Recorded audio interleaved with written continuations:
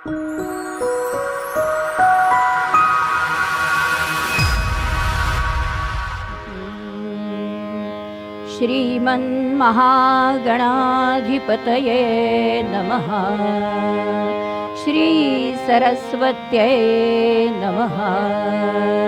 श्रीगुरवे नमः। ब्रह्मानन्दं परमसुखदं केवलं ज्ञानमूर्तिं द्वन्द्वातीतं गगनसदृशं तत्त्वमस्यादिलक्ष्यम् एकं नित्यं विमलमचलं सर्वधी साक्षिभूतं भावातीतं त्रिगुणरहितं सद्गुरुं तन्नमामि। या कुन्देन्दुतुषारहारधवला या शुभ्रवस्त्रावृता या वीणावरदण्डमण्डितकरा या श्वेतपद्मासना या ब्रह्माच्युतशङ्करप्रभृतिभिर्देवैः सदा वन्दिता सा मां पातु सरस्वती भगवती निःशेषजाड्यापहा। गुरुर्ब्रह्मा गुरुर्विष्णु गुरुर्देवो महेश्वरः गुरुः साक्षात् परब्रह्म तस्मै श्री गुरवे नमः। ज्ञानेशोर्भगवान् विष्णु निवृत्तैर्भगवान् हरा सोपानोर्भगवान् ब्रह्मा मुक्ताख्या ब्रह्मचित्तला श्रुतिस्मृतिपुराणानाम् आलयं करुणालयं नमामि भगवत्पादं शङ्करं लोकशङ्करम् शङ्करं शङ्कराचार्यं केशवं बादरायणं सूत्रभाष्यकृतौ वन्दे भगवन्तौ पुनः पुनः। मूकं करोति वाचालं पङ्गुं लङ्घयते गिरिं यत्कृपातमहं वन्दे परमानन्दमाधवं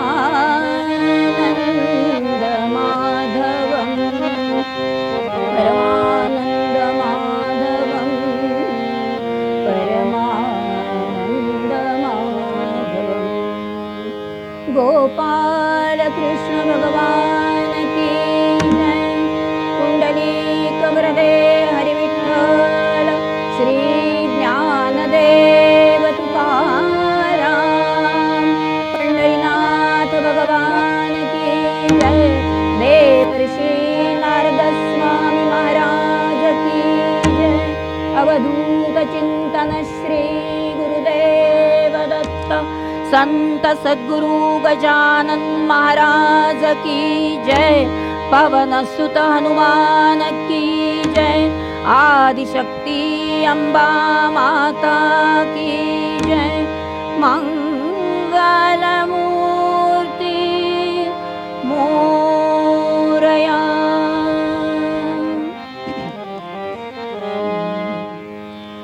जय जय राम कृष्ण हरि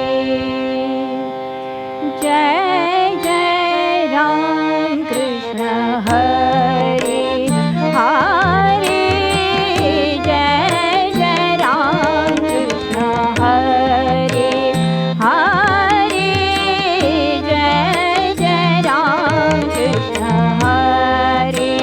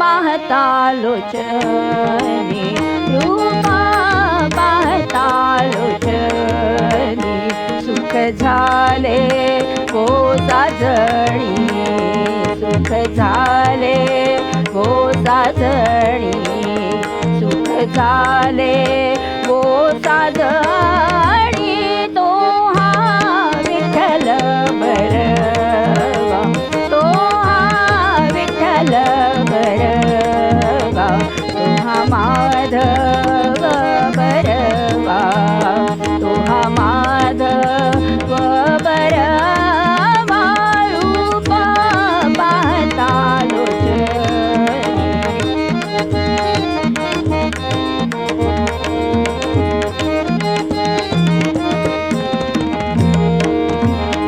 बहुता सुकृताची जोडी, बहुता सुकृताची जोडी, म्हणून विठ्ठली आवडी, म्हणून विठ्ठली आवडी, तो हा विठ्ठल बरवा, तो हा विठ्ठल बरवा.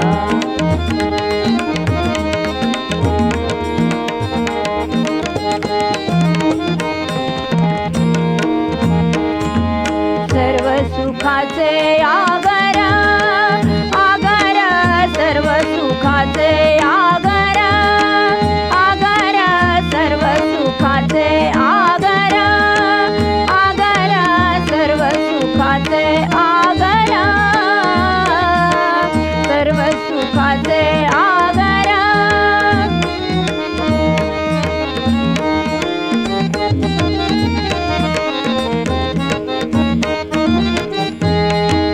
आगर, सर्व सुखाचे आगर, बाप रखुमा देवी वारू, बाप रखुमा देवी वारू, तो हा विठ्ठल बरवा, बरवा, तो हा विठ्ठल बरवा, बरवा, तो हा विठ्ठल बरवा, बरवा, बरवा. राम राम राम राम सीताराम सीताराम, राम राम राम राम सीताराम सीताराम, राम राम राम राम राजाराम सीताराम, राम राम राम सीताराम सीताराम, राम राम राम राम राजाराम सीताराम, राम राम राम राम, राम राम राम राम राजाराम सीताराम, राम राम राम राम सीताराम सीताराम, राम राम राम राम सीताराम सीताराम, राम राम राम राम राजाराम सीताराम, राम राम राम राम सीताराम सीताराम, राम राम राम राम राजाराम सीताराम, राम राम राम राम सीताराम सीताराम, राम राम राम राम सीताराम. कुंडली कवरते हरि विठ्ठल, श्री ज्ञानदेव तुकाराम, पंढरीनाथ भगवान की, देवर्षी नारद स्वामी महाराज की, संत सद्गुरु गजानन महाराज की, संत सद्गुरु ब्रह्म चैतन्य गोंदावलेकर महाराज की, मोरया गोसावी साधू महाराज की.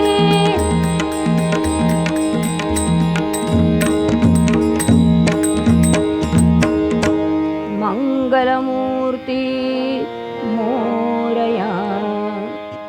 नमस्कार. जुन्या विद्वान कीर्तनकारांच्या कीर्तनाच्या आनंदासह नवीन अनेकांना या कीर्तनाचं व्यासपीठ उपलब्ध करून देणारा एकमेव यूट्यूब चॅनल कीर्तन विश्व. या कीर्तन विश्वचा प्रकल्प 12 वर्ष चालणार आहे. पैकी 5 वर्ष पूर्ण झाली आहेत. अनेक नवीन कीर्तनकार, अनेक नवनवीन विषय, अनेक नवनवीन मालिका आपण त्यामध्ये सादर केल्या आहेत.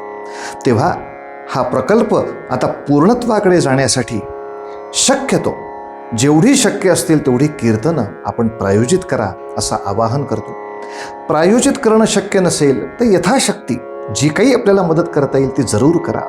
आणि या आर्थिक मदतीबरोबरच आणखीन एक, आपल्याकडे जुन्या कीर्तनकारांच्या काही संहिता उपलब्ध असतील तरी आमच्याकडे पाठवा.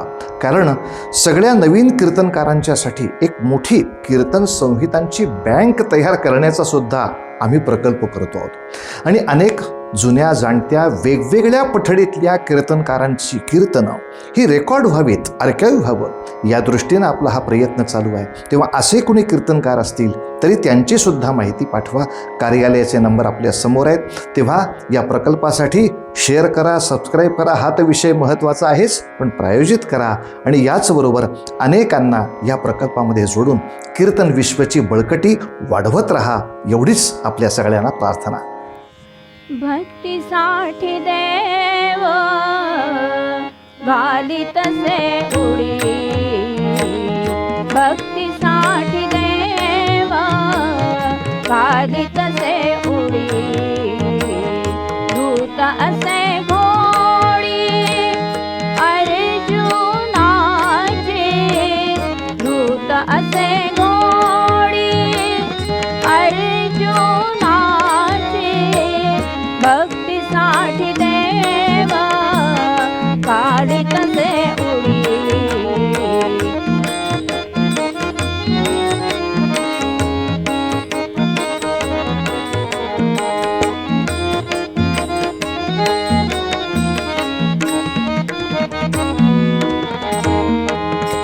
बळीने बांधिला गोपीने वेशीला, बळीने बांधिला गोपीने वेशीला, सारथी तो झाला अर्जुनाचा, सारथी तो झाला अर्जुनाचा, भक्तीसाठी देव घालितसे उडी, भक्तीसाठी देव घालितसे उडी.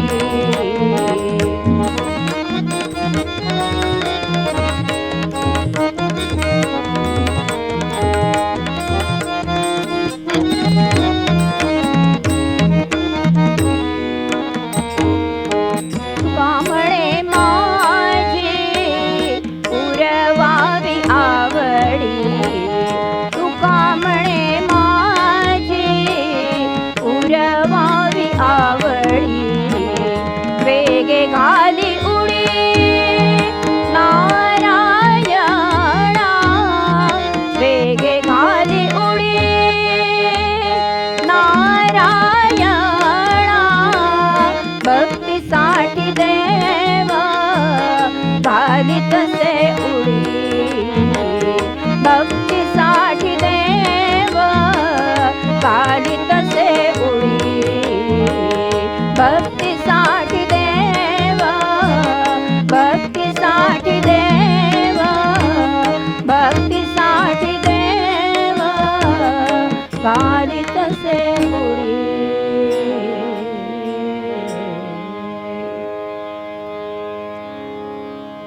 संत श्रेष्ठ तुकोबारायांचा हा अभंग आणि भक्तीचं प्रातिनिधिक वर्णन करणारा असा हा अभंग. खरं तसं पाहायला गेलं तर या अभंगाचं वैशिष्ट्य असं आहे की भक्तीचा मुकुटमणी असलेला असा हा अभंग असं जर आपण वर्णन केलं तर वावगं ठरणार नाही. याचं कारण असं आहे की जगद्गुरु म्हणजे संतांचा मुकुटमणी असलेल्या तुकोबारायांच्या मुखातून हा प्रकट झालेला आहे. असा हा दुग्ध शर्करा योग या अभंगाच्या ठिकाणी जणू काही मिळून आलेला आहे, जुळून आलेला आहे. तसं पाहायला गेलं तर मराठी साहित्यामध्ये प्रत्येक साहित्यिकांनी किंवा एकेकाने एकेका वाङ्मय प्रकारावरती आपली अशी काही मोहर उमटवलेली आहे, तिला आजपर्यंत तरी भक्तीच्या इतिहासात किंवा मराठी साहित्यात दुसरा पर्याय उपलब्ध झालेला नाही. आपल्या सर्वांना माहीतच आहे. सुश्लोक वामनाचा, सुश्लोक अभंगवाणी प्रसिद्ध तुकयाची ओवी ज्ञानेशाची आर्या वाचा मयूर पंतांची. श्लोक म्हटलं की आपल्या सर्वांना माहीतच आहे की वामन पंडित आपल्याला आठवतात. आर्यापती म्हणून मयूरपंतांना म्हणजे मोरोपंतांना आपण केव्हाच पट्टाभिषेक करून टाकलेला आहे. आणि ओवीचं रसाळत्व, ज्ञानोबांच्या ओवीचं रसाळत्व आपण अनुभवतो. आणि त्याही पलीकडे जाऊन तुकोबांच्या अभंगांचं अभंगत्व आजही आपण अनुभवतो आहोत 21व्या शतकात सुद्धा. असे हे श्रेष्ठ भगवत भक्त तुकोबाराय आपल्या सर्वांना भक्तीचं महात्म्य किंवा भक्तीचं वर्णन करून सांगत आहेत. मुळामध्ये या अभंगामध्ये दृष्टांत आणि सिद्धांत याचा अगदी अचूक मेळ बसलेला आहे. भक्तीसाठी देव उडी घालतो हा झाला सिद्धांत. सिद्धांताची सुरुवात आणि बैठकच महाराजांनी अत्यंत संपन्न अशी केलेली आहे. ज्या ज्या वेळी आपण असा विचार करतो की तुकोबारायांना हे अभंग कसे बरं सुचले असतील, याची जर कल्पना करत गेलो तर असं लक्षात येतं की भगवंताच्या असीम प्रेमाने भारलेले असे जे भक्त आहेत त्या भक्तांच्या भगवत भक्तीचं चरित्र महाराजांच्या समोर अखंड सतत फिरत असलं पाहिजे. आणि त्या भक्तांच्या चरित्राचं अवलोकन करत असताना, त्याचं भक्ती माधुर्य चाखत असताना स्वतः महाराज त्या चरित्रामध्ये, त्या भक्ती माधुर्यामध्ये इतके रममाण होत असले पाहिजेत की मग अशा वेळेला ती भावमधुरता त्यांच्या उरामध्ये मावत असली नाही पाहिजे. आणि मग अशी सहजोद्गारातून भक्ती माधुर्याची जी अभिव्यक्ती होत असते ते म्हणजे महाराजांचे अभंग असावेत असंच जणू वाटतं. आणि म्हणूनच प्रत्यक्षात अर्जुनाच्या रथाच्या घोड्याला खरारा करणारा भगवंत श्रीकृष्ण कधीतरी महाराजांच्या हृदयात ठाण मांडून बसला.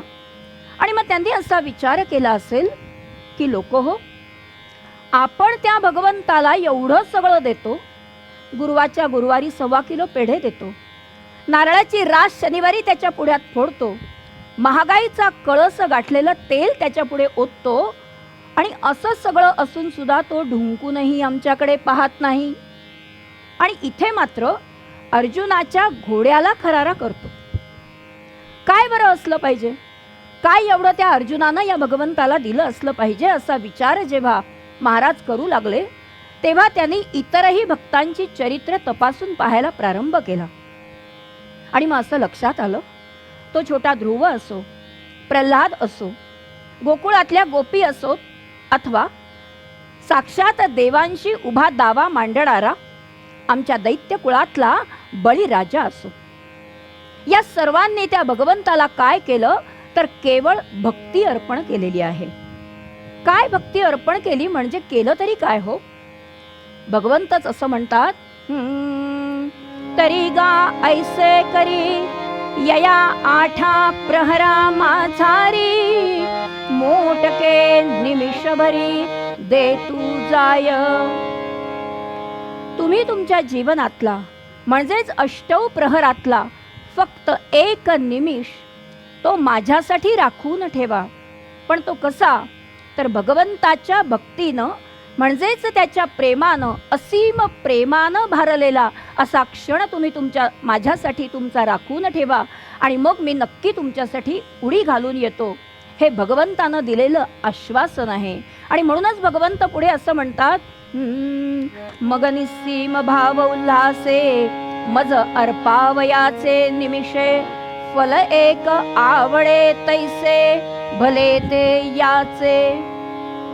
तुझ्या जवळ असलेला असा निस्सीम प्रेमाचा, भक्तीचा, ओलाव्याचा क्षण जेव्हा तू माझ्यासाठी अर्पण करशील ना, तेव्हा मग मला तुझ्याकडून पेढे नकोत, नारळ नको, उदबत्त्या नकोत, आणि कुठलं काहीही तू जे देणार आहेस ते काहीच मला नको आहे. फक्त तुझ्या समर्पण भावनेचं फळ मला तू अर्पण कर. आणि असं जेव्हा तू अर्पण करशील ना, तेव्हा मी तुझ्यासाठी अखंड उडी घ्यायला तयार आहे.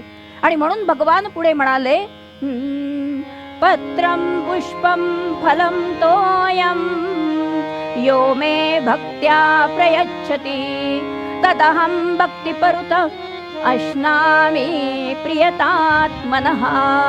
गोपाल कृष्ण भगवान की जय.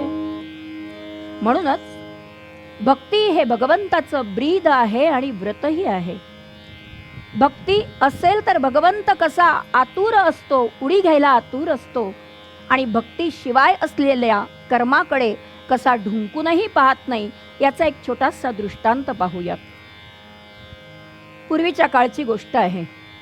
श्रावण महिन्यामध्ये एका छोट्याशा गावामध्ये एका कीर्तनकारांची चातुर्मासाची कीर्तनं चाललेली असतात. कीर्तनकारांची ख्याती जशी जशी पसरते त्यानुसार गावोगावचे लोक, आजूबाजूच्या गावातले लोक कीर्तन ऐकायला येऊ लागले. आणि अशाच एका शेजारच्या गावातून एक आजीबाई सुद्धा नियमित बुवांच्या कीर्तनाला येऊ लागल्या. कीर्तनं मोठी रसाळ, अत्यंत अभ्यासपूर्ण, आणि म्हणूनच बुवांची ख्याती झालेली. विचार केला बाईंनी की आता अनायासे श्रावण महिना आलेला आहे, लोक वेगवेगळे संकल्प करतात, व्रत करतात, माझ्याच्याने वेगळं काही होणार नाही. बुवा रोजच्या रोज त्या भक्तीचं महात्म्य सांगतायत, नामाचं महात्म्य सांगतायत, तर या बुवांची कीर्तनच आपण महिनाभर ऐकावी असा संकल्प बाईंनी केला. मनामध्ये संकल्प केला आणि त्यानुसार त्या रोजच्या रोज घरी जाऊन कीर्तनासाठी येऊ लागल्या. श्रावण महिना आपल्या सर्वांना माहीतच आहे की श्रावण महिना म्हणजे निसर्ग कसा प्रतिकूल असतो, आणि त्यानुसार पावसाला सुरुवात तर झालेलीच होती. धुवाधार पाऊस कोसळत होता. त्या बाईंना शेजारच्या गावातून येताना एक नदी ओलांडून यावं लागायचं. या बाई मात्र अत्यंत प्रयत्नपूर्वक ती नदी ओलांडून रोजच्या रोज कीर्तनाला येत. हा हा म्हणता त्या पावसाने असं बेफाम रूप धारण केलं आणि आपोआपच नदीचं पात्र हळूहळू वाढायला लागलं, पाणी वरवर चढायला लागलं. एके दिवशी कमरेपर्यंत पाणी आलं. न राहून बाई त्या बुवांना म्हणाल्या कीर्तन संपल्यानंतर, म्हणे बुवा, आपलं कीर्तन नियमित ऐकण्याचा श्रावणाचा मी संकल्प केलाय. बुवा म्हणे खूपच छान. अहो पण बुवा ऐका ना, पुढे म्हणे मला पलीकडे नदी पार करून यावं लागतं. कसा काय संकल्प पूर्ण होणार कोणास ठाऊक. हे ऐकलं मात्र बुवा म्हणतात, अहो भवसागरातून पार करून नेणारा तो राम तुम्हाला या छोट्या नदीतून पार करून आणणार नाही का? त्याला हाक मारा, कळवळीनं तळमळीनं आपोआप तो धावून येईल. हे ऐकलं मात्र बाईंची श्रद्धा बसली आणि त्याच श्रद्धेपोटी त्या परतीच्या प्रवासाला निघाल्या. त्या दिवशी त्या नदीनं एवढं मोठं रौद्र रूप धारण केलेलं होतं. राम राम राम राम राम राम राम राम असं म्हणत नदीमध्ये पाऊल टाकलं, पण प्रत्यक्षात मात्र इकडे तिकडे पाहिलं तर कोणी चीट पाखरू नाही. बुवांनी तर सांगितलं की तो राम तुम्हाला धावून येईल, तुमच्यासाठी धावून येईल. इथे तर कोणी दिसत नाहीये.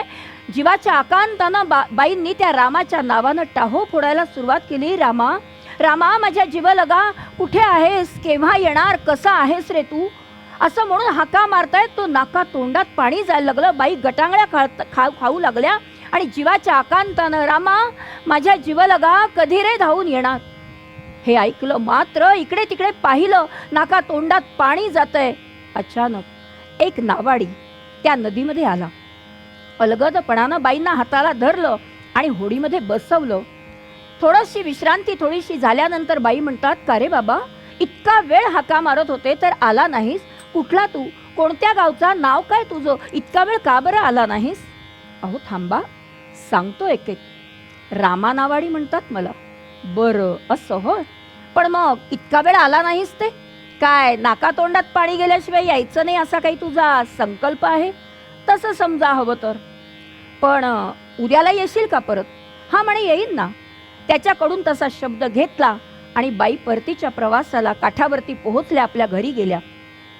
रोजच्या रोज अशीच कीर्तनं होऊ लागली. साधारणपणे महिनाभर रोज बाई गटांगळ्या खायच्या तेव्हा हा रामा नावाडी यायचा आणि मग बाईंचा कीर्तनाचा संकल्प असा पूर्ण झाला. आता श्रावणाचा संकल्प पूर्ण झालाय.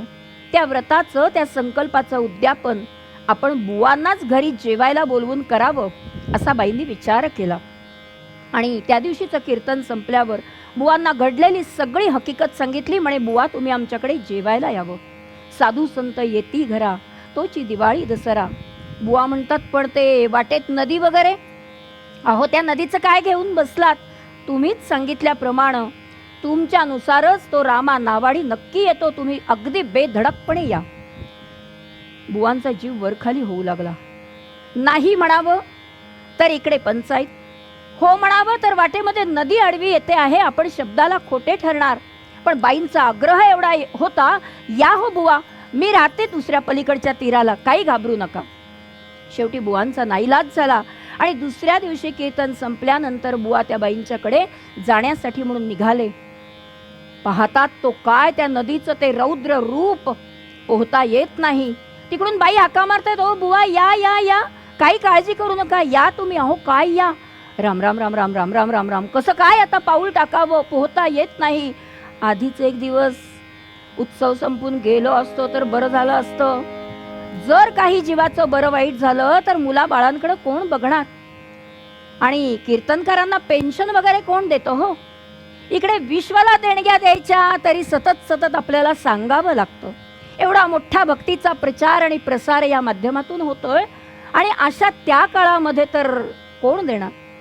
बुवांनी विचार केला, पण प्रत्यक्षात मात्र बाई हाका मारतायत म्हटल्यावर जीव एकवटला, बळ एकवटलं आणि राम राम राम राम राम राम राम राम म्हणून त्या नदीमध्ये पाऊल टाकलं. मात्र कसचं काय आणि कसचं काय, नाका तोंडात पाणी जाऊ लागलं. जोर जोरात बुवा हाका मारायला लागले. शेवटी बाईंचा नाईलाज झाला, पाण्यामध्ये उतरल्या आणि गटांगळ्या खाऊ लागल्यावर त्यांनी रोजच्या प्रमाणे, रामा रामा माझ्या जीव लगा, माझी अशी परीक्षा बघू नकोस रे, रोज माझ्यासाठी तू धावून आलास, आज धावून ये, असं म्हणून तळमळीनं कळकळीनं हाक मारली. मात्र काय आश्चर्य, तो नावाडी आला. दोघांनाही अलगदपणानं त्या नावेमध्ये घेतलं आणि पहिलं तीराला नेऊन सोडलं. बुवा मोठे भांबावून गेले. इकडे तिकडे पाहतात तो नावाडी नाहीसा झालेला. बाई पाहतायत, बाईंकडे पाहतायत, काय करावं सुचत नाही. अहो, मी म्हटलं होतं की नाही तुम्हाला की तो नावाडी येईल. अहो बाई, कीर्तनातून भक्तीचा प्रचार प्रसार करणं, प्रवचन करणं खूप वेगळं आणि प्रत्यक्षात तसं जीवन जगणं, प्रत्यक्षात तसा अनुभव घेणं किती अवघड असतं. मी केवळ सांगणारा ठरलो, तुम्ही जगणाऱ्या ठरलात, असं म्हणून बुवानी साष्टांग नमस्कार घातला बाईंना.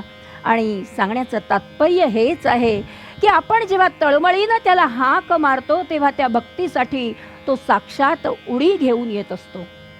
कारण उडी घेणं हे भगवंताचं ब्रीद आहे आणि या ब्रीदाचा अनुभव ज्या ज्या संतांनी घेतला ना, त्या त्या संतांनी त्या भक्ती माधुर्याची, त्या भगवंताच्या भक्ती माधुर्याची प्रचिती सुद्धा घेतलेली आहे. प्रश्न निर्माण होतो की मग भक्तीशिवाय असलेले जे मार्ग आहेत, ज्ञानमार्ग आहे, योगमार्ग आहे, कर्ममार्ग आहे, या मार्गाने भगवंताची प्राप्ती होतच नाही का? निश्चितच होते. आपल्या सर्वांना माहीतच आहे. ज्ञानमार्गाने जाणारे आमचे ज्ञानेश्वर महाराज किंवा ज्ञानोबा माऊली, कर्ममार्गांचा अवलंब करणारे सद्गुरू वासुदेवानंद आणि त्याचबरोबर याच योग आणि ज्ञानाचा मार्ग अवलंबणारे शंकराचार्य, या सर्वांनी सुद्धा या मार्गाने जाऊन भगवंताची प्राप्ती केलीच ना. मग असं असून सुद्धा भक्ती हीच श्रेष्ठ का? याचं कारण असं आहे, आपण ज्यांचा ज्यांचा या महापुरुषांचा हवाला देतोय ना, त्या महापुरुषांनी सुद्धा आपल्या साधनेसाठी जे काही कोंदण दिलेलं आहे ते भक्तीचं कोंदण दिलेलं आहे. मग तो योग असू देत, ज्ञानमार्ग असू देत अथवा कर्ममार्ग असू देत. आणि म्हणून कोणताही जरी मार्ग असला ना तरी तो भक्तीशिवाय अपूर्णच आहे. आणि म्हणून याचीच अनुभूती अनेक संतांना आली. म्हणून नाथरायांनी सुद्धा आपल्या एका अभंगामध्ये सांगितलेलं आहे, भक्तीचे उदारी जन्म आले ज्ञान, भक्तीचे उदारी जन्म आले ज्ञान, भक्तीने ज्ञानात दिधले महिमान.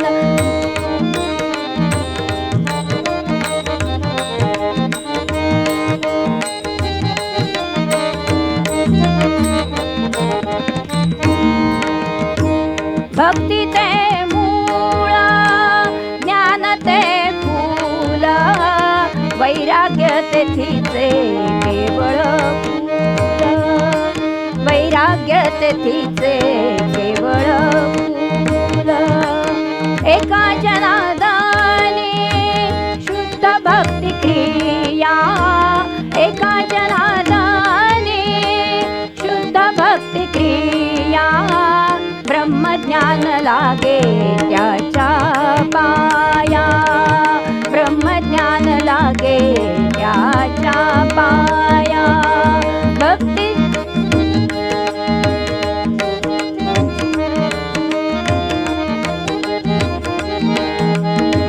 जन्म आले ज्ञान भक्तीने ज्ञाना विधले महिमान.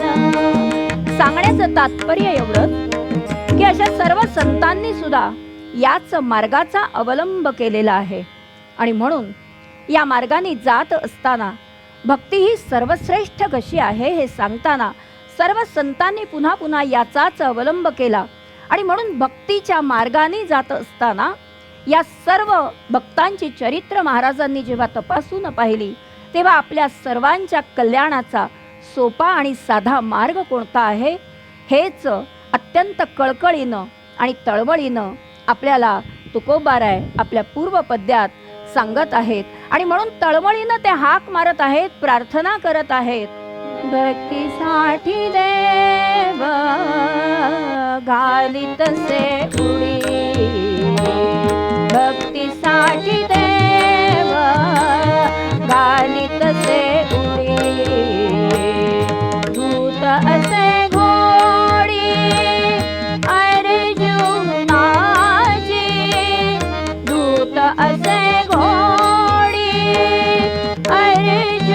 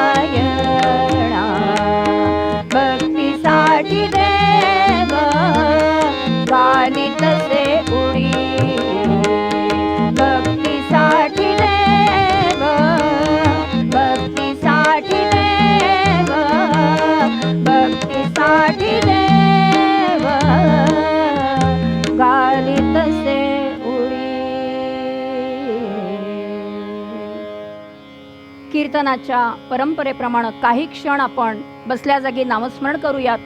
कीर्तन विश्वच्या माध्यमातून आपल्या सर्वांना हवे तिथे हवे तेव्हा आणि हवे ते कीर्तन ऐकण्याची संधी या चॅनलमुळे उपलब्ध झालेली आहे. पण हे सगळं ऐकत असताना नामस्मरण मात्र आपल्याला हवं तेवढं नाही तर भगवंताला हवं तेवढं करायचंय. त्यामुळे सर्वांनी काही क्षण नामस्मरण करूयात आणि नंतर मात्र अखंड हरिचिंतनात आपण दंग राहूयात. श्रीराम जय राम जय जय राम जय जय राम श्रीराम जय राम जय जय राम श्रीराम जय राम जय जय राम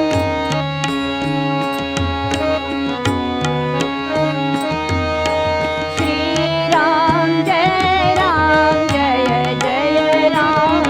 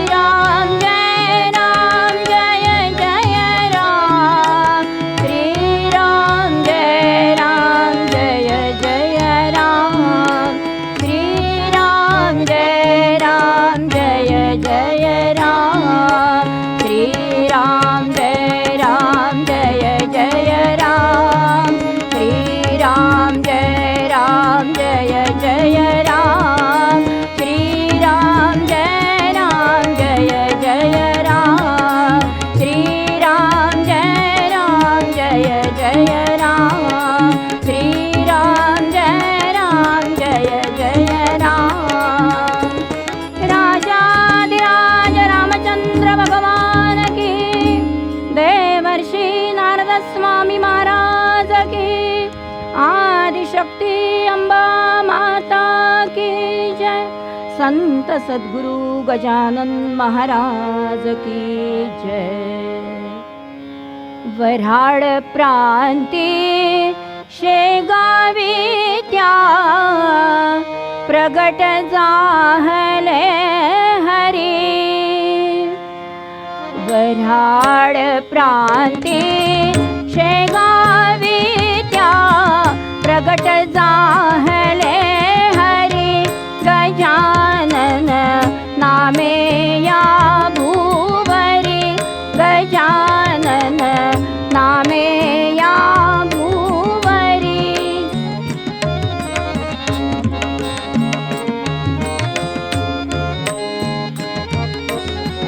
ये तो हा श्री हरी पुराणे शास्त्रे वदती खरी। पुराणे शास्त्रे वदती खरी। संतांचे हे रूप धरोनी येतो हा श्री हरी पुराणे शास्त्रे वदती खरी। पुराणे शास्त्रे वदती खरी। भारत वर्षा परी हरीची माया दिसते खरी। अजन्मा जन्माये तो हरी। अजन्मा जन्माये तो हरी। सुखोबा गोरा नरहरी नरसी गुणी। ज्ञानोबा तुकया नामा एका जनी।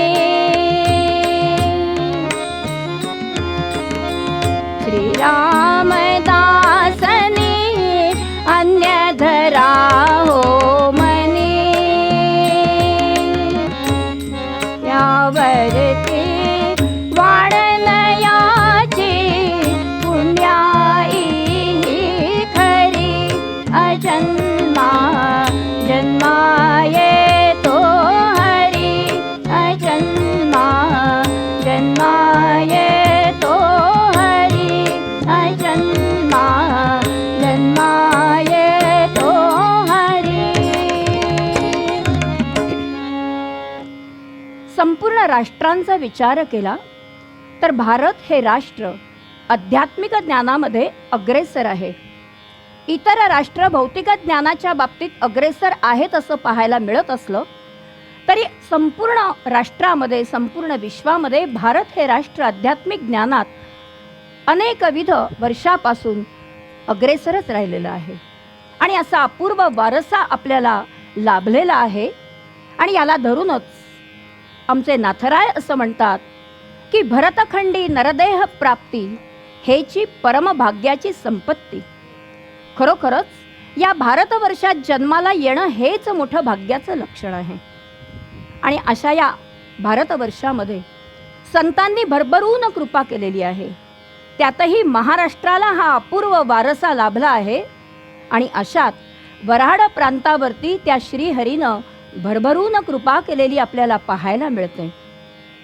आणि म्हणूनच असं जरी लक्षात आलं तरी संतांची ही जी कृपा आहे ती खऱ्या अर्थानं समाजाच्या उद्धारासाठी उत्थानासाठी त्याचबरोबर समाजाच्या जडणघडणीसाठी आणि समाजाच्या सांस्कृतिक आणि आध्यात्मिक उत्थानासाठी जडणघडणीसाठी झालेली आपल्याला पाहायला मिळते. संपूर्ण समाजाची रीत किंवा त्यावेळची परिस्थिती लक्षात घेऊन संत आपल्या कार्याची दिशा ठरवत असतात. आणि या अनुषंगाने संतांनी प्रत्येक वेळेला आपल्या कार्याची दिशा ठरवली. वऱ्हाड प्रांतामध्ये शेगाव नावाच्या एका छोट्या गावामध्ये त्या श्रीहरीची अशीच भरभरून कृपा झाली. साक्षात श्रीहरीची भरभरून कृपा झाली. आणि म्हणूनच शेगाव आणि वऱ्हाड प्रांत किंवा गजानन महाराज हे नाव आबाल वृद्धांच्या तोंडी आता अगदी सहज झालेलं आहे. पण तरीसुद्धा हे सगळं सहज होण्यामागे अद्भुत असा इतिहास आहे. कारण अगदी सहज सापडावेत इतके काही संत आमचे सोपे आणि सुलभ नाहीत. कोण्या एका साधकाची साधना फळाला यावी लागते आणि मग त्या साधकाच्या साधनेचं फळ त्याच्याबरोबर आपसुकच तुमच्या आमच्या सर्वांना लाभत असतं, मिळत असतं. शेगावमध्ये बंकटलाल अगरवाल नावाच्या अशाच एका तरुणाची साधना फळाला आली आणि त्या साधनेचं फळ त्याच्याबरोबर सर्वांना आपसुकच मिळालं. त्या दिवशीची घटना मोठी विचित्र किंवा वेगळी होती, अद्भुत होती. होता शकाठराशय, होता शकाठराशय, माघाची वद्य सप्तमी होती. माध्यान्नी लिलेने प्रगट जाहली श्री मूर्ती. शालिवाहन शक 1800 माघ वद्य सप्तमीचा तो दिवस आणि त्या दिवशी शेगावातल्या देवीदास पातुरकर नावाच्या शुक्ल यजुर्वेदी माध्यंदिन ब्राह्मणाकडे बारशाच्या पंक्ती उठत होत्या. आतमध्ये सगळे जेवायला निघालेले होते आणि सगळ्या आजूबाजूच्या गावातले लोक बारशासाठी आलेले होते भोजनासाठी. बराबर पंक्ती उचलल्या जात होत्या, पत्रावळ्या उचलल्या जात होत्या आणि बाहेर टाकल्या जात होत्या. आणि अशा त्या पत्रावळ्यांच्या ढिगावरती बाजूला कमरेला एक लंगोटी लावलेला, पाण्याचा तुंबा बांधलेला, अत्यंत कृश शरीरयष्टी असलेला असा एक गृहस्थ तिथे त्या पत्रावळीच्या ढिगाजवळ काय करत होता तर त्यातली शीत वेचून खात होता. उष्ट्या पत्रावळीची शीते वेचून खातसे योगी, अर्धोन्मिलित दृष्टी आत्मानंदी मग्न तो योगी. त्या पत्रावळीच्या ढिगाजवळ बसून तो खातो आहे सगळं अन्न गोळा करून. त्या दिवशी त्या बाजूने येणारे जाणारे अनेक होते, पण कोणालाही असं वाटलं नाही की हा गृहस्थ कोण आहे, कशासाठी आलाय, काय करतोय हे पाहावं. कारण तशी दृष्टी सुद्धा असावी लागते. योगायोग असा की त्याच वेळेला बंकट आपल्या मित्रांबरोबर तिकडे बारशासाठी म्हणून निघाला होता. सहज त्याचं लक्ष गेलं आणि का कोणास ठाऊक त्याचे पाय थबकले. हा गृहस्थ काय करतो आहे म्हणून पाहिलं तर त्याला काहीतरी वेगळं वाटलं. कारण त्या गृहस्थाचं खाणं, त्याचं बसणं काही अलौकिक आहे असं त्याला वाटलं. निजानंदी निजानंदी रंगली दिसे स्वारी, निजानंदी रंगली दिसे स्वारी, म्हणे कोणी हा वेगळा भिकारी, म्हणे कोणी हा वेगळा भिकारी. अन्न वाढवणी ताट आणि येले, नम्र भावे योग्यास प्रार्थियेले, नम्र भावे योग्यास प्रार्थिये, प्रार्थिये, प्रार्थियेले. आणि का कोणास ठाऊक त्याला असं वाटतं की त्या गृहस्थाशी बोलावं. आपल्याला भूक लागली आहे का, हवं तर आतल्या यजमानांना सांगून ताट वाढून आणून देऊ का, एवढं विचारलं. मात्र या विचारण्यावरती तो गृहस्थ त्यानं फक्त वरती नजर करून पाहिलं. मात्र त्याचं पाहणंच एवढं अलौकिक होतं की बंकटच्या लक्षात आलं की नक्कीच हा कोणीतरी वेगळा सद्गृहस्थ आहे. वाटलं तर द्या आणून. धावतच बंकट आतमध्ये गेला, यजमानांना सांगून पंचपक्वानांचं ताट वाढून घेऊन बाहेर आला आणि त्या गृहस्थाच्या समोर ठेवलं आणि आता पाहतो आहे की हा गृहस्थ काय करतोय. त्या गृहस्थाने ताटातले सगळे पदार्थ एकत्र कालवले आणि एक एक घास खायला प्रारंभ केला. अहो, सर्व रसांचा रस ब्रह्मरस ज्यानं चाखलाय तो या षड्रस अन्नाकडे कशाला पृथकपणे पाहिल. त्याचं भोजन झालं.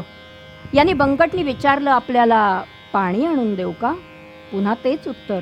वाटलं तर द्या आणून. बंकट पुन्हा आतमध्ये धावला. धावत जाऊन त्याने आतमध्ये जाऊन पाण्याचा गार असं पाणी, वाळा घातलेलं पाणी त्याचा पेला आणून दिला. पाहतो तो काय, गृहस्थ बाजूला असलेल्या गुरांच्या हाळावरती जाऊन पाणी पिऊन तृप्तही झाला अहो अहो योगीराज, ते अत्यंत अशुद्ध, घाणेरडं, अस्वच्छ जनावरांचं पाणी पिऊ नका. हे पहा, तुमच्यासाठी मी शुद्ध स्वच्छ वाळा घातलेलं जळ आणलं आहे. हे ऐकलं मात्र तो गृहस्थ म्हणतो, काय शुद्ध, काय अशुद्ध, काय मंगल, काय अमंगल, काय पवित्र आणि काय अपवित्र. अरे या संपूर्ण जगदांतरी एकच ब्रह्मतत्व व्यापून उरलं असेल ना, तर या द्वैताचा, शुद्धाशुद्धतेचा प्रश्न येतोच कुठे. हे सगळं ऐकल्यानंतर आता मात्र बंकटची खात्री झाली की निश्चितच आपलं भाग्य थोर म्हणून हा योगी त्यानं आपल्याला दर्शन दिलेलं आहे.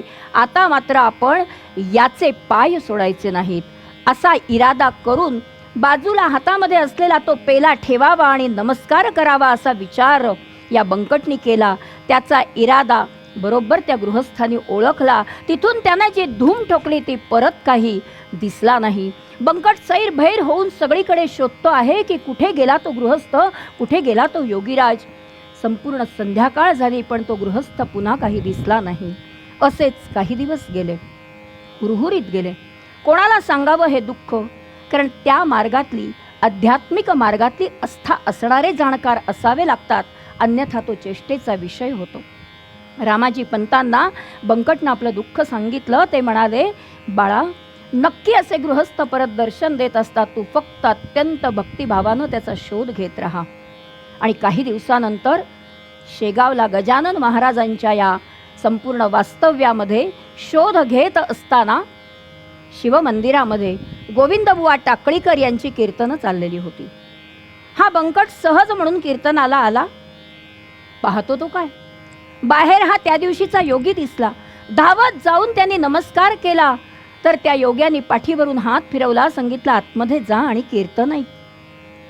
आतमध्ये बुवांनी हंसगीतातला श्लोक पूर्वार्धासाठी घेतलेला होता आणि त्या श्लोकाचा फक्त पूर्व भाग म्हणून होतो आहे, न होतो श्लोकार्ध म्हणून होतो आहे, तोच उत्तरार्ध बाहेरून ऐकू आला. अरे, हा श्लोक, असे श्लोक म्हणणारे त्या काळात विरळा असत.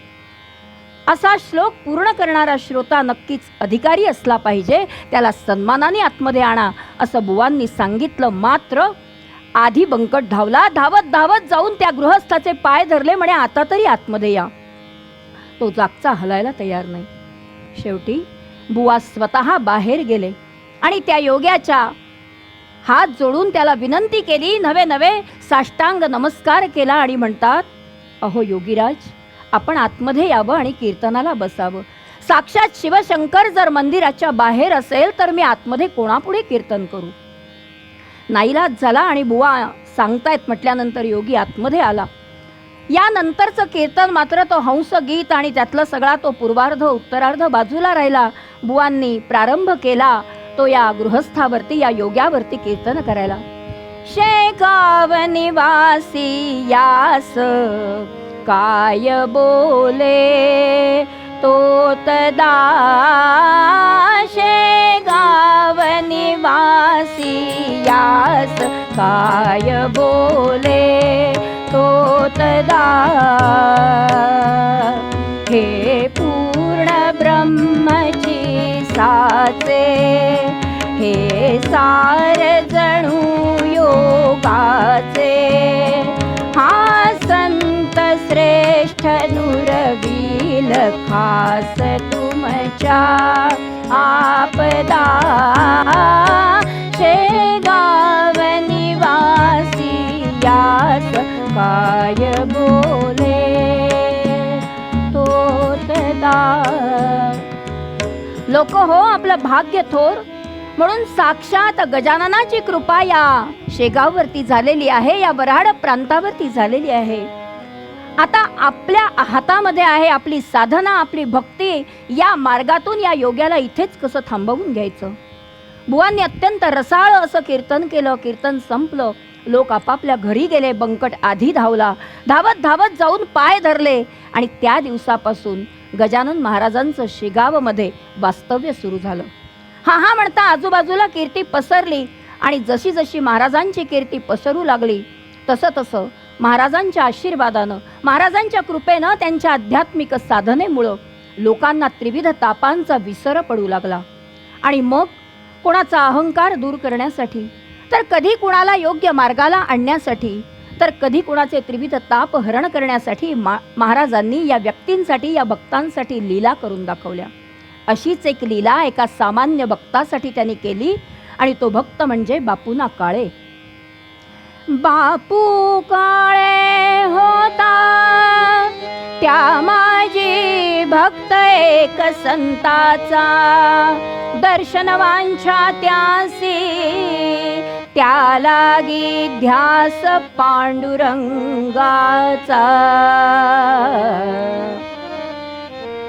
दर आषाढी आणि कार्तिकीला महाराज पंढरपूरला वारीला जात असत.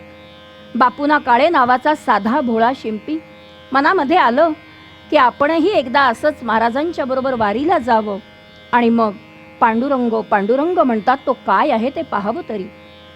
आणि मनातली इच्छा महाराजांपुढे व्यक्त केली. महाराज म्हणाले काही हरकत नाही. तयारीला लागला. खूप आनंद झाला. आणि मग काय विचारता, हातामध्ये टाळ आहे, मुखामध्ये नाम आहे आणि साक्षात भगवंत नवे नवे प्रभू रामचंद्र किंवा पांडुरंगच त्यांच्या बरोबर आहे. आणि अशा या मजल दर मजल करत वारीचा आनंद घेत सगळेजण निघालेले आहेत. हातात टाळ मुखी नाम पंढरीसी चालले, हातात टाळ मुखी नाम पंढरीसी चालले, हातात टाळ मुखी नाम पंढरीसी चालले. अखंड भगवंताचं नामस्मरण करत पंढरपूर कधी आलं ते कळलं सुद्धा नाही. या पंढरपुरात शेगावच्या कुकाजी पाटलांचा औरस वाडा आहे. तिथं सगळ्यांनी आपल्या पडश्या टाकल्या आणि आपापल्या उद्योगाला गेले. कारण सगळ्यांना माहिती होतं की आता काय करायचं आहे. बापून यांनी विचार केला, पहिल्यांदाच आपण आलो आहे तेव्हा आधी चंद्रभागेचं पुण्य पावन असं स्नान करावं आणि मग आपण पांडुरंगाच्या दर्शनाला जावं. हा विचार मनामध्ये करून निघाला. स्नानार्थ गेला बापू काळे, दर्शना गेले सांगाती सगळे. बापू परतो न येत तो वेळे, कोणी बिराडी दिसेना. तव तो धाव घेई मंदिरात, अमाप गर्दी उसळली तेथ.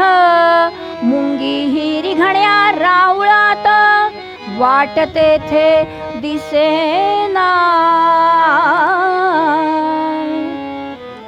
आता आषाढीचा दिवस, पंढरपुरामध्ये काय गर्दी असते आपल्याला माहीतच आहे. आपण वाचतो, ऐकतो, पाहतो, लाखोंच्या गर्दीने जनसमुदाय तिकडे गेलेला असतो. आणि अशात हा मात्र चंद्रभागेच्या स्नानाला गेला. गर्दीतनं वाट काढत गेला आणि पुन्हा मुक्कामावरती येऊन पाहतो तो काय, सगळे मित्र आपापल्या कामाला गेलेले. काय करावं काही सुचेना. विचार केला की दर्शनाला जावं आणि म्हणून त्या गर्दीतनं वाट काढत काढत काढत हा निघाला.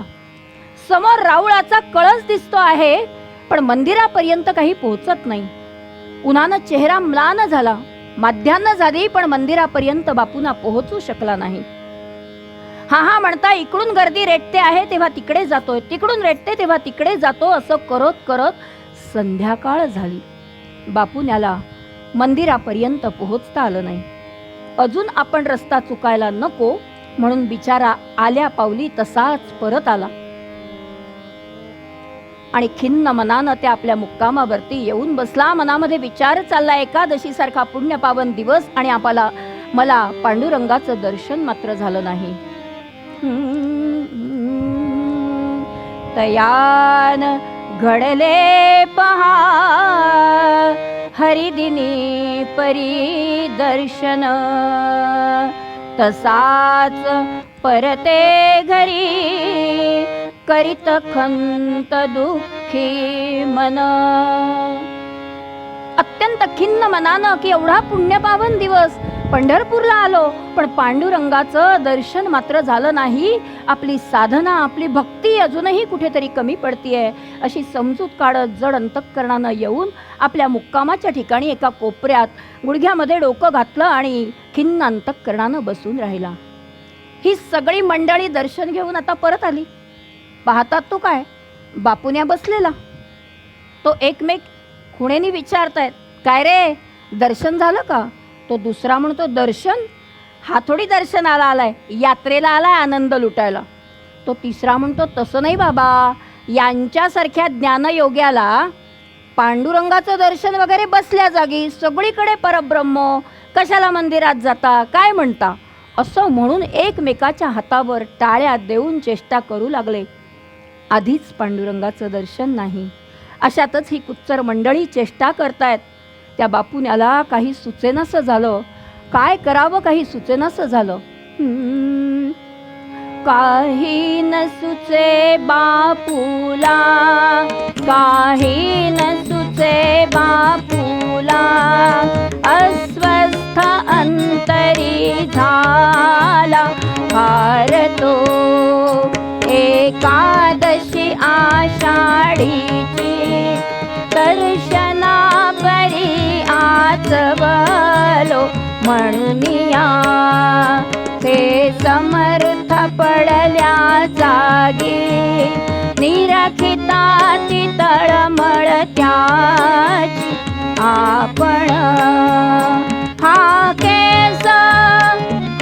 केस धावतो देव, तया विण भावरिताना कोठे. पांडुरंग ठाई भेटे बापुला, पांडुरंग ठाई भेटे बापुला, पांडुरंग ठाई भेटे बापुला. आणि काय सांगावं, इतका वेळ स्वतःला आवरून घेतलं होतं आणि अशातच ही सगळी कुच्चर मंडळी अशी चेष्टा करतात. आता मात्र स्वतःचा हुंका बापुन्याला आवरता येत नव्हता.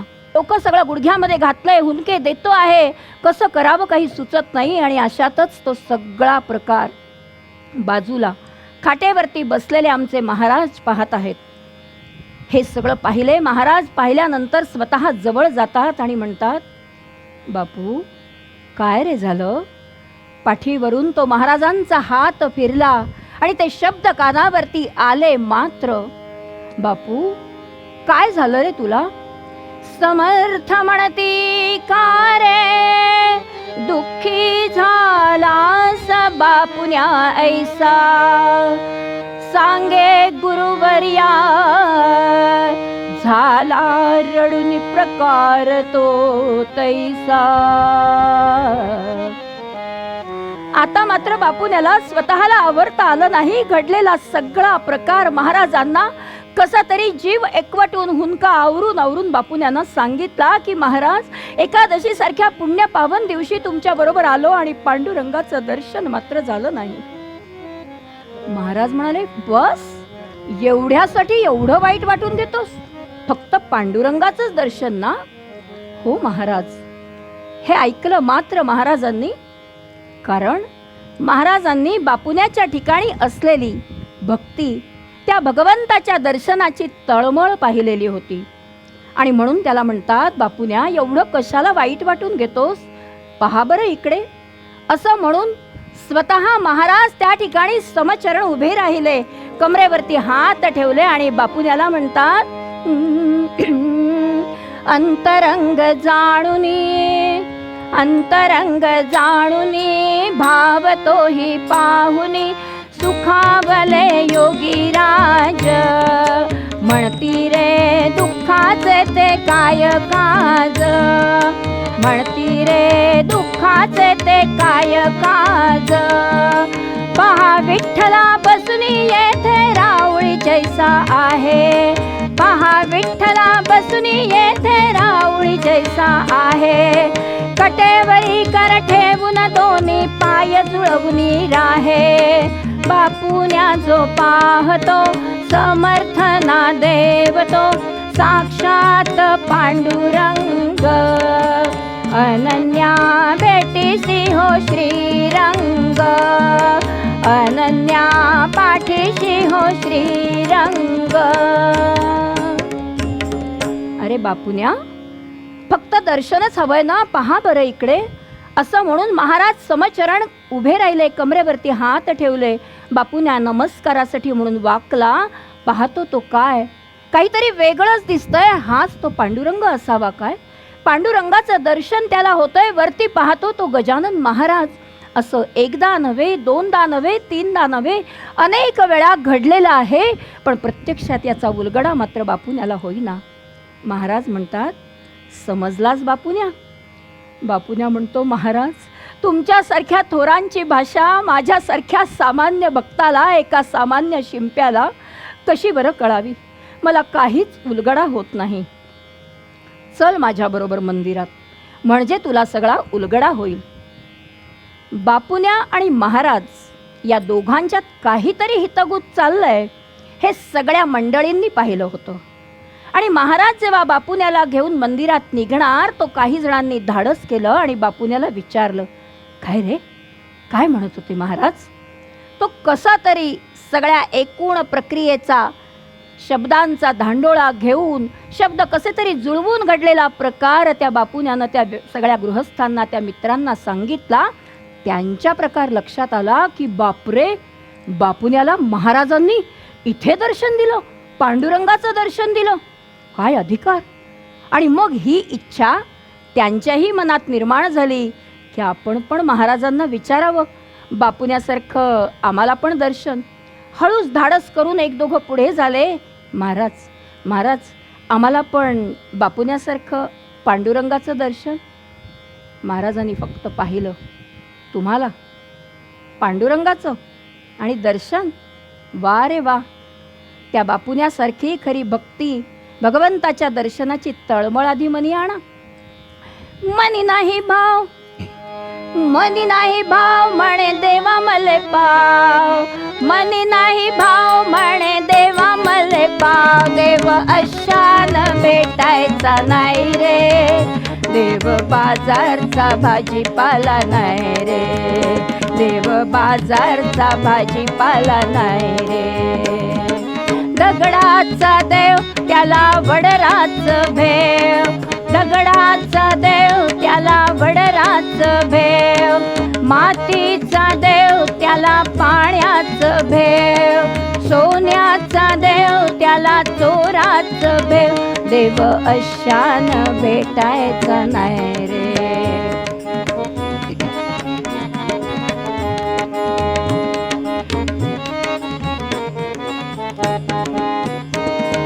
देवाचं देवत्व नाही दगडात, देवाचं देवत्व नाही दगडात, देवाचं देवत्व नाही लाकडात, सोन्या चांदीत नाही देवाची मात. देव अशान भेटायचा नाही रे, देव अशान भेटायचा नाही रे. देवाचं देवत्व आहे ठाई ठाई, देवाचं देवत्व आहे ठाई ठाई, मी तू गेल्या वीण अनुभव नाही, मी तू गेल्या वीण अनुभव नाही.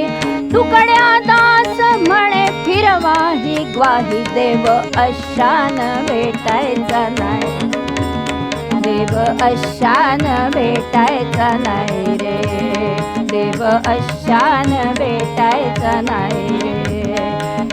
मनी नाही भाव म्हणे देवा मले पाव, मनी नाही भाव म्हणे देवा मले पाव. देव अशान भेटायचा नाही रे, देव बाजारचा भाजीपाला नाही रे, देव बाजारचा भाजीपाला नाही.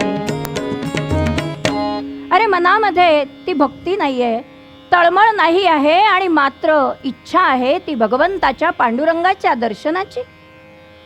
एवढं ऐकलं मात्र न मारता सणसणीत चपराक बसली सगळ्यांच्या गालावरती. गाल चोळायचंही कोणाला सुचेना. आणि मग मात्र बापुन्याला घेऊन महाराज मंदिरामध्ये आले. आतमध्ये आल्यानंतर बापुन्याला म्हणतात, पहा बरं बापुन्या, आता काही उलगडा होतो तर. बापुन्याला कळेना. प्रत्यक्ष त्या पांडुरंगाचं दर्शन झालं मात्र आणि ते सावळ परब्रह्म पाहिल्यानंतर एकदा त्या पांडुरंगाकडे आणि एकदा महाराजांकडे पाहतो आहे. काय करावं काही सुचेना. अरे बाप रे, आपल्यासाठी, आपल्यासारख्या एका सामान्य साध्या भोळ्या भक्तासाठी महाराजांनी केवढा त्रास सहन केला. आधी कोणाचं दर्शन घ्यावं असा प्रश्न मनामध्ये असतानाच त्याच्या लक्षात आलं की ज्या सद्गुरूंमुळं, ज्या गुरूंमुळं आपल्याला भगवंताचं दर्शन झालं त्या गुरुचे पाय आधी धरावेत. धावत धावत जाऊन महाराजांचे पाय धरले, नवे नवे लोटांगण घातलं आणि आपल्या डोळ्यातल्या अश्रूंचा अभिषेक केला. म्हणे, महाराज, माझ्यासारख्या एका सामान्य साध्या भोळ्या भक्तासाठी केवढा त्रास सहन केला तुम्ही महाराज. आणि हे सगळं बोलत असताना त्याला शब्दही सुचत नव्हते. महाराजांनी पाठीवरून हात फिरवला, बापुन्याच्या पाठीवरून प्रेमाने हात फिरवला, हाताचा आधार दिला, त्याला उठवलं. आणि बापुन्यांनी आणि महाराजांनी त्या पांडुरंगाचं दर्शन घेतलं. सगळी कुच्चर मंडळी आ वासून पाहत होती. हे कशामुळं घडलं तर त्या बापुन्याच्या मनामध्ये असलेली जी निस्सीम, अत्यंत निस्पृह आणि निर्व्याज अशी भक्ती होती, भगवंताच्या दर्शनाची तळमळ आणि त्याच्यासाठी असलेली जी भक्ती होती ना, त्याच मुळे साक्षात भगवंत त्याच्यासाठी उडी घालून आला, उडी घेऊन आला. हेच पूर्वपद्यात आपल्याला महाराज जगद्गुरु तुकोबाराय सांगत आहेत. आ आ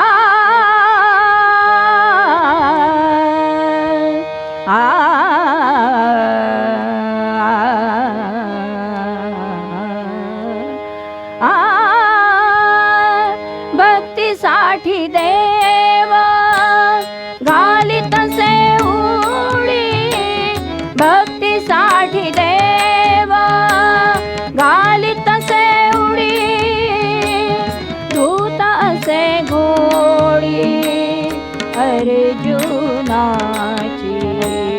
धूत असे घोडी अर्जुनाची.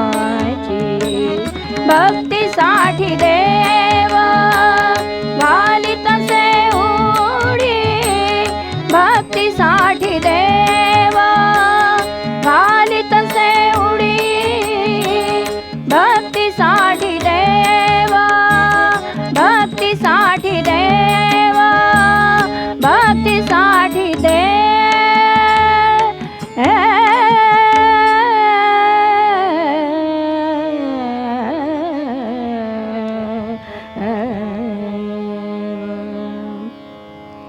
सद्गुरुनाथ महाराज की जय. अनंत कोटी ब्रह्मांड नायक राजाधिराज सच्चिदानंद सद्गुरु श्री ब्रह्म चैतन्य महाराज की जय. ब्रह्मानंद महाराज की जय. भारत माता की जय. जय जय रघुवीर समर्थ. झालेली कीर्तनाची सेवा भगवंताच्या चरणी अर्पण करते. ही सेवा करण्याची संधी कीर्तन विश्व या यूट्यूब चॅनलमुळे या ठिकाणी मिळालेली आहे. अनेक नवोदित कीर्तनकारांना चांगलं व्यासपीठ मिळावं, त्याचबरोबर मार्गदर्शन मिळावं अशा अनुषंगाने सुद्धा हे विश्व, कीर्तन विश्व खूप मोठं काम करत आहे. त्यांच्या कार्यासाठी आम्हा सर्व कीर्तनकारांकडून पुनश्च एकदा शुभेच्छा देते. आणि अशा शुभेच्छा तुम्हा सर्व श्रोत्यांकडून सुद्धा मिळाव्यात. त्या शुभेच्छा तुम्ही तन, मन आणि धनरूपानं देऊ शकता, हीच या ठिकाणी विनंती करते, प्रार्थना करते आणि झालेली सेवा भगवंताच्या चरणी अर्पण करते.